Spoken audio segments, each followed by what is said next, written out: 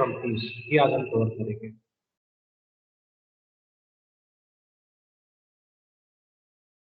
तो types of companies पे focus करते हैं दोस्तों। टाइप्स ऑफ कंपनीज की क्लासिफिकेशन होगी, 5 बेसिस हैं जिसके बेसिस पे टाइप्स ऑफ कंपनीज का क्लासिफिकेशन किया गया है। दोस्तों ये शॉर्ट नोट या शॉर्ट क्वेश्चन में पूछा जा सकता है। State the types of companies. आप थोड़ा ध्यान रखिएगा। Companies can be classified into various types of companies mainly on the following basis. तो पहला बेसिस देखते हैं क्या है, classification on the basis of incorporation, यहाँ रजिस्ट्रेशन भी कह सकते हैं। जो कंपनी रजिस्टर्ड होगी अल्टीमेटली, जिसका संस्थापन होगा, इनकॉर्पोरेट होगी, वैसी कंपनीज कौन सी होंगी? तो पहली है रॉयल चार्टर्ड या चार्टर्ड कंपनीज, दूसरी है स्टेचुटरी कंपनीज, तीसरी है रजिस्टर्ड कंपनीज। रजिस्टर्ड कंपनीज के आगे और दो कैटेगरी है, क्लासिफिकेशन है, प्राइवेट कंपनीज एंड पब्लिक। तो ये पहली कैटेगरी बेसिस ऑफ इनकॉर्पोरेशन पे 3 स्वरूप की कंपनियां हैं। ये तीनों तीन की चर्चा हम आगे करने वाले हैं। दूसरा बेसिस है liability, classification on the basis of liability. जब मैं लायबिलिटी की बात करता हूं तो बेसिकली दो स्वरूप आ जाता है, पहला है लिमिटेड लायबिलिटी और दूसरा है unlimited liability company. Limited liability की वापिस 3 हेड्स हैं। इसमें पहला है basically companies limited by shares, दूसरा है companies limited by guarantee and the third one is companies limited by guarantee having share capital mixed. ये गारंटी भी है, शेयर कैपिटल भी है। इसमें से 90% कंपनीज जो है जो बिजनेस करती है वो नॉर्मली जिसका प्रॉफिट मेकिंग बिजनेस होगा, जो प्रॉफिट कमाने के लिए बिजनेस करती है, नॉर्मली पहली कैटेगरी की कंपनीज लिमिटेड बाय शेयर्स। इसके बाद अगली जो कैटेगरी है वो अनलिमिटेड कैपिटल, यानी यहाँ बात आती है लायबिलिटी ऑफ मेंबर्स की। मेंबर की लायबिलिटी कैसी रहेगी? तो यहाँ तो लिमिटेड लायबिलिटी रहेगी मेंबर की, यहाँ तो अनलिमिटेड। प्रेफरेबली क्या फॉलो करना चाहिए? जहां मेंबर्स की लायबिलिटी लिमिटेड हो वहां मेंबर बनना चाहिए, मैं हमेशा ऐसा कहता हूँ। अनलिमिटेड लायबिलिटी में आप पर्सनली लायबल हो जाएंगे। अगर कंपनी की लायबिलिटी डेब्ट्स बढ़ जाती है तो आप पर्सनली लायबल हो जाते हैं, आपको अपनी प्रॉपर्टी बेच के भी वो लायबिलिटी पे ऑफ करनी पड़ेगी, यानी उसमें रिस्क। तीसरी जो बेसिस है उस पर चलते हैं, classification on the basis of control. Control की बेसिस पे होगा, जिसमें पहली company holding and subsidiary company, then associate company, government company, foreign company. जैसे कि कंट्रोल यानी कैसे कंट्रोल होगा, क्या होगा? एक कंपनी का कंट्रोल दूसरी कंपनी पे होगा। होल्डिंग कंपनी का कंट्रोल होगा सब्सिडरी कंपनी पे। होल्डिंग कंपनी का सब्सिडरी में कंट्रोल तब होगा जब 50% से ज्यादा शेयर्स होल्डिंग कंपनी ने सब्सिडरी कंपनी के खरीदे, तभी वो होल्डिंग कंपनी होगी जो सब्सिडरी कंपनी के अपना कंट्रोल रख सकती है, उसकी फंक्शनिंग पे कंट्रोल रख सकती है, उसकी डिसीजन मेकिंग में कंट्रोल रख सकती है। उसी तरीके से भी दूसरी जो कैटेगरी है वो एसोसिएट कंपनी है। होल्डिंग कंपनी जो है वो 20 से लेकर 50% तक की अगर होल्डिंग रखती है, यानी कि इस कंपनी की, ऐसी कंपनी की शेयर खरीदती है, तो यानी कि 20 to 50% की रेंज में अगर किसी कंपनी के शेयर परचेज करती है होल्डिंग, तो उसकी वो एसोसिएट कंपनी मानी जाएगी, होल्डिंग कंपनी की एसोसिएट कंपनी मानी जाएगी। 50% से ज्यादा हो तो होल्डिंग कंपनी की वो सब्सिडरी कंपनी मानी जाएगी। 20 से 50% का अगर शेयर किसी कंपनी ने खरीदा है दूसरी कंपनी का, तो होल्डिंग कंपनी की वो एसोसिएट कंपनी मानी जाएगी, जिसका बेस्ट एग्जांपल है एसबीआई। एसबीआई और उसकी एसोसिएट बैंक है, जो कि हाल में मर्ज हो चुकी है, लेकिन ये बेस्ट एग्जांपल है। अगर आप रेफर करेंगे तो आपको ज्यादा समझ में आएगा। आगे बढ़ते हैं, new breed companies. Companies Act 2013 की जब हम बात करते हैं दोस्तों, तो उसमें ये 3 एडेड अट्रैक्शन है, ये नई बातें जो अंदर ऐड की गई है। पहले इस स्वरूप की कंपनीज नहीं होती थी, लेकिन ये कुछ एड प्रोविजन ऐड किए गए कि भाई आज के जमाने में अगर एक व्यक्ति भी सोचता है, सपना देखता है कि मैं अपनी खुद की कंपनी स्टार्ट करूं, तो उसका ये सपना पूरा हो सकता है। पहले कम से कम 2 व्यक्ति चाहिए थी, minimum 2 members were required to start a company. आज के जमाने में ऐसा नहीं है, एक व्यक्ति भी कंपनी स्टार्ट कर सकता है। तो ये न्यू कॉन्सेप्ट है 1% कंपनी, और ये बहुत ही कहते हैं ना कि वेलकम कॉन्सेप्ट है करंट एरा के लिए। स्मॉल कंपनी है अगली कैटेगरी, और उसके बाद गवर्नमेंट कंपनी है, तो इनकी भी हम चर्चा करेंगे लेटर ऑन। अदर कंपनीज में आता है फिर अन्य प्रकार की कंपनियां भी है, प्रोड्यूसर कंपनी है, निधि कंपनी है, नॉन प्रॉफिट मेकिंग ऑर्गेनाइजेशन की है, जैसे एनजीओ होती है।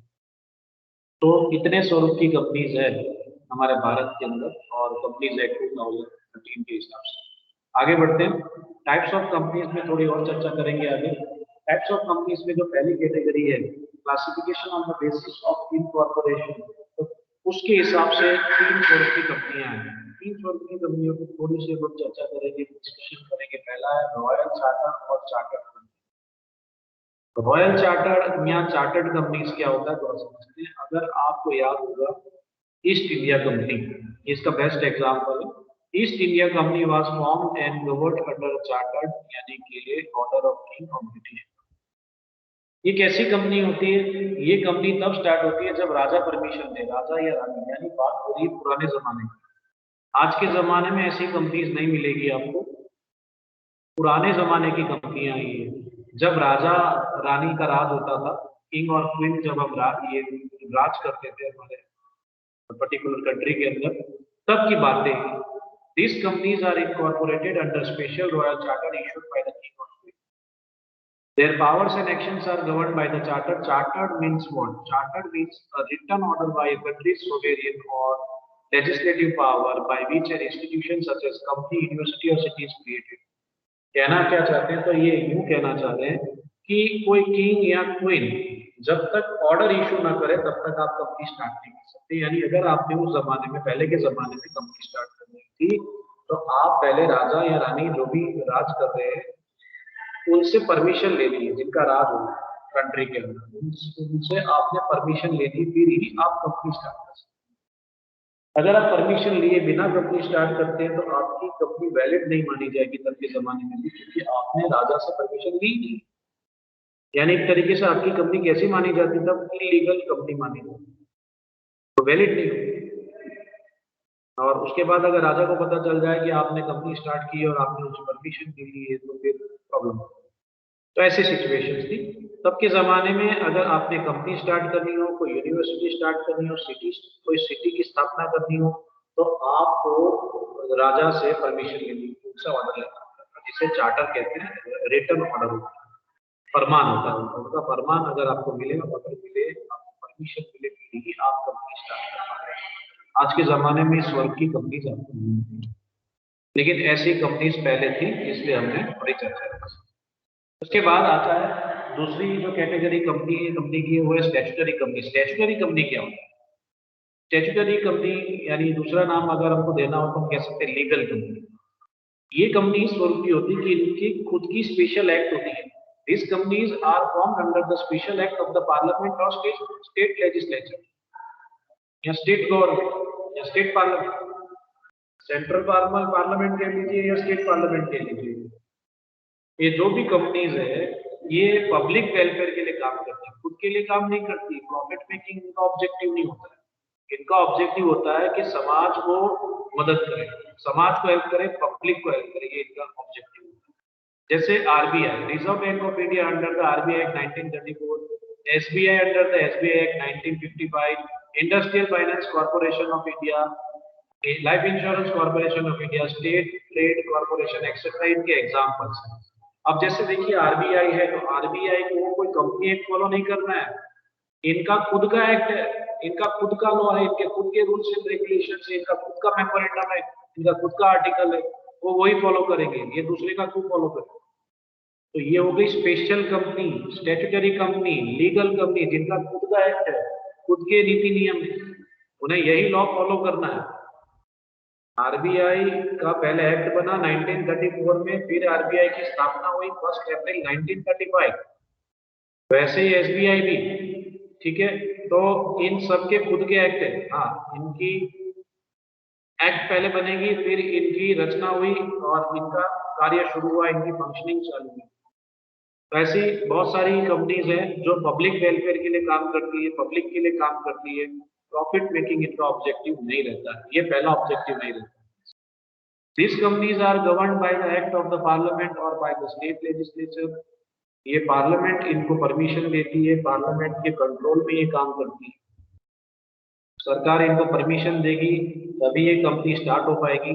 सरकार 100% ऐसी कंपनीज को परमिशन देगी जिसमें जनता का हित हो, जनहित में जारी करेगी ऐसी कंपनीज को।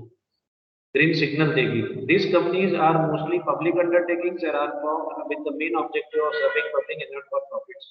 ये मैंने अभी आपको 2 बार बताया कि इनका मेन ऑब्जेक्टिव पब्लिक को सर्व करना है, पब्लिक को सर्विस देने का है। प्रॉफिट मेकिंग इनका ऑब्जेक्टिव कभी नहीं रहा है, वो रहता है लेकिन सेकेंडरी में रहता है, प्राइमरी ऑब्जेक्टिव नहीं है।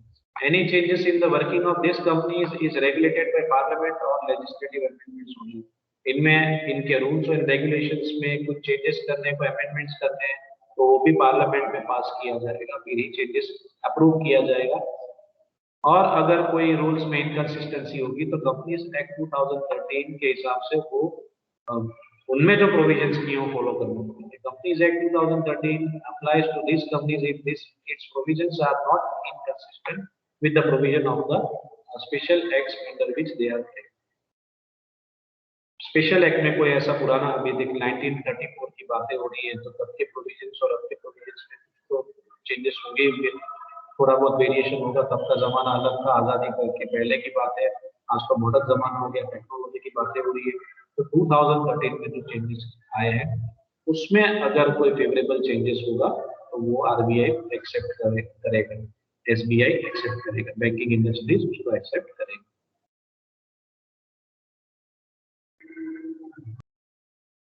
इसके बाद अगली कैटेगरी है रजिस्टर्ड कंपनीज। आखिरी कैटेगरी पे चल रहे हैं अभी हम। रजिस्टर्ड कंपनीज क्या होता है, तो बहुत आसान है सर, ये भी companies registered under the Companies Act 2013 और under any previous company act or companies registered under the companies. Simple है, कंपनीज जिनका रजिस्ट्रेशन हो चुका है, आप कंपनी स्टार्ट कर रहे हैं तो जब तक आप रजिस्ट्रेशन नहीं करेंगे उसका, वो वैलिड नहीं मानी जाएगी, आप केस नहीं कर पाएंगे, आपकी लीगल एक्शंस लेने की जो पावर होगी वो नहीं होगी, आप वैलिड ही नहीं है। जब आप वैलिड नहीं है तो आप फिर वैलिड काम कैसे कर पाएंगे? इसलिए वैलिडिटी के बेसिस पे रजिस्ट्रेशन करवाना अनिवार्य है, मैंडेटरी है। अगर आप कंपनी का रजिस्ट्रेशन नहीं करवाते हैं तो आपकी कंपनी इलीगल एसोसिएशन मानी जा सकती है। अगर संख्या बढ़ती है, 50 से ज्यादा संख्या अगर बढ़ जाती है तो आपने कंपलसरी रजिस्ट्रेशन करवाना चाहिए अपनी कंपनी का। अगर आप रजिस्ट्रेशन नहीं करवाते हैं तो हो सकता है आपकी कंपनी को इलीगल कंपनी माना जाए, इलीगल एसोसिएशन माना जाए, तब आप लीगल एक्शंस लेने में असक्षम माने जाएंगे। You won't be able to take any legal actions against another person और अनदर कंपनी। इसलिए रजिस्ट्रेशन जरूरी है। अगर आप आज की डेट में कंपनी स्टार्ट करना चाहते हैं तो आपने कंपनीज एक्ट 2013 के जो रूल्स एंड रेगुलेशंस हैं, प्रोविजंस है, वो फॉलो करना है। अगर कोई कंपनी मान लीजिए 1960 में स्टैब्लिश हुई, तो वो कौन से एक्ट के हिसाब से स्टैब्लिश हुई थी? Companies act 1956।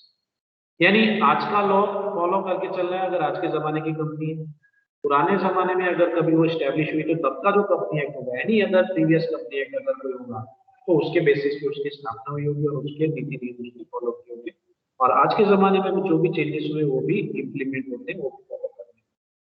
Registered companies can be incorporated as limited liability companies और एज अनलिमिटेड लायबिलिटी कंपनीज।